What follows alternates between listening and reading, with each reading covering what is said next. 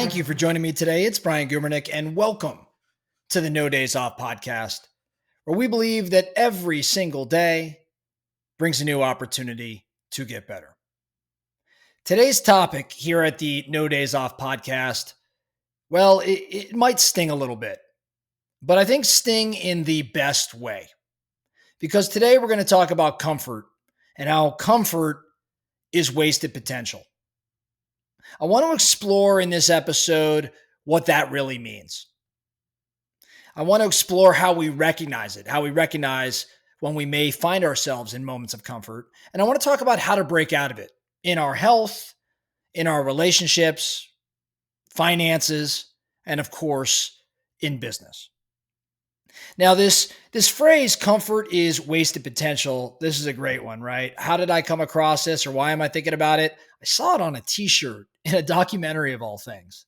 Someone was being interviewed and they had this t-shirt on. And while I was listening to what they were talking about, and I certainly watched the documentary, I have been thinking about that particular phrase quite a bit over the past couple of weeks since I first saw it. It's just been on my mind. And I've been asking myself, where in my life am I comfortable? And if I am in fact comfortable, why am I feeling comfortable and what am I going to do about it? In other words, where I'm sitting right now is at a distance from where I want to be. And that gap is called potential. So let's break this down even further. What does the phrase mean, comfort is wasted potential? Comfort zones are the psychological spaces where uncertainty and risk and discomfort are minimized. That would be what comfort zones look like when you're minimizing these things. And growth only happens outside of them. Growth only occurs outside of comfort zones. So the core idea here is when you settle for comfort, what you're doing is trading short-term ease for longer-term greatness. Comfort's pretty seductive. Being content and complacent is actually seductive because it's more or less whispering to you, hey, you're okay. Like you're fine right here. I think though, comfort is actually a trap. And why is it a trap? It's because it keeps you from becoming who you're capable of being.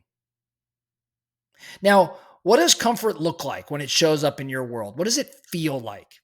This is just my personal experience. I think if I were to describe that, hey, I'm experiencing comfort right now. I'm comfortable right now.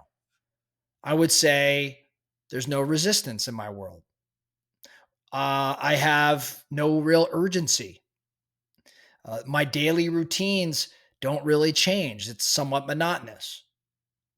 My excuses, they sound like logic. And I think if I'm in a comfort zone if there's predictable outcomes, but no excitement with those predictable outcomes.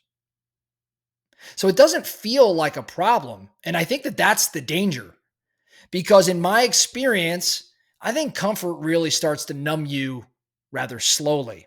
Again, that's why it doesn't feel like a problem. So how do you know that you're maybe in a comfort zone? Here's what I'd be asking myself. Am I challenged every single day? Or am I challenged in this particular area? When was the last time I did something that maybe scared me a little bit in life or in these different areas of relationships or health or whatever it may be? When was the last time I did something that scared me?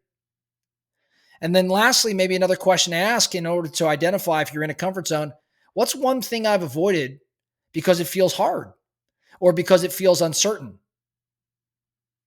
When you ask those questions, am I challenged every day? When was the last time I did something that scared me a little bit? What's one thing I've avoided because it feels hard or uncertain? And you get some answers to each of those, yeah, you're probably in a comfort zone. Now, I think we could apply this in all different sorts of areas of life. Let's talk about, many of the topics we cover here at No Days Off. Let's talk health first. What is comfort when you're thinking about health? To me, that's skipping workouts. I think it's not following any sort of meal plan. It's more or less eating for convenience. I think it's saying, I deserve this after you have a stressful day. Now, what would be the opposite of that? What would be the out of comfort? That would be the signing up for that 5K or 10K or marathon.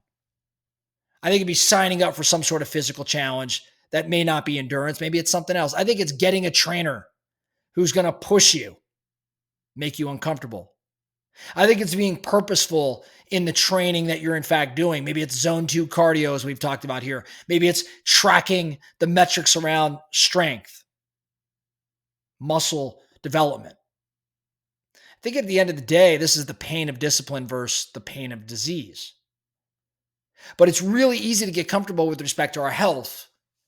And maybe that's why at least our country here in the United States is a rather unhealthy country. How about relationships? I think comfort in relationships looks like surface level conversations. I think it's avoiding the hard talks. I think it's staying in routine. Out of comfort would look like having that vulnerable conversation, initiating it. Maybe asking your significant other or the important relationship, hey, what's one thing I could do better for you? I think out of comfort would be reconnecting with an old friend and then going deep in that relationship. I think comfort in relationships actually breeds a lot of distance. It's the vulnerability that creates more of the closeness.